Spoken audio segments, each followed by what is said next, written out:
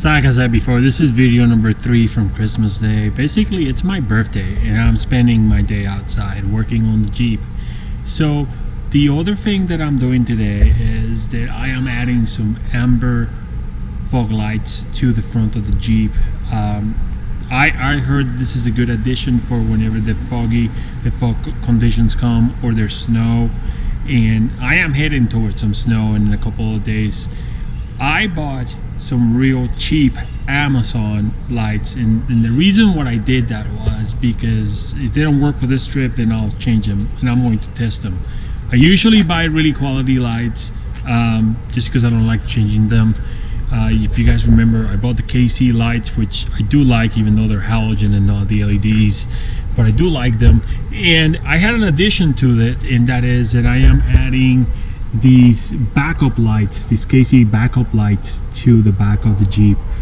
Fortunately, I didn't read the instructions because I'm ridiculous, and I only bought one bracket for the Garmin half rack, so I have one light on. I'm waiting for the other bracket to show up, but that addition's been really great as it is. However, I'm doing these lights up the front, the fog lights, and I wanted to get them a little bit more understated than I usually do things.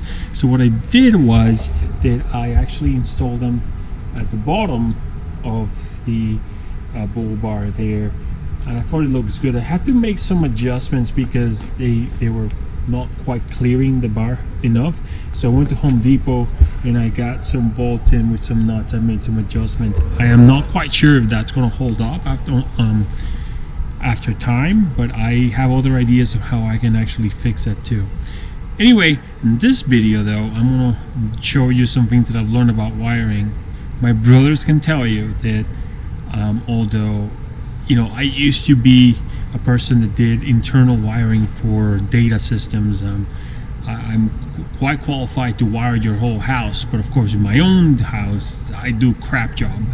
And in my old red Jeep I did some really questionable wiring, but because this Jeep is my long-term vehicle for off-roading, and I will put it through some water and some elements, I do take my time. I am taking my time to do a better wiring job of this, and do some research, and I have these connectors that I really love to use because they're amazing the way they work, and they're really sturdy. So I'll show you what they look like now. These are the connectors that I was talking about. They are really good.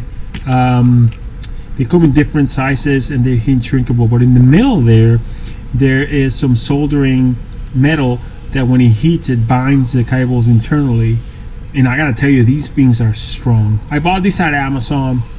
They're reasonably priced. They're not cheap, but they're really worth the money. And I've been using them now in all my connections, and they're being very good. So I'll show you what that looks like in a minute.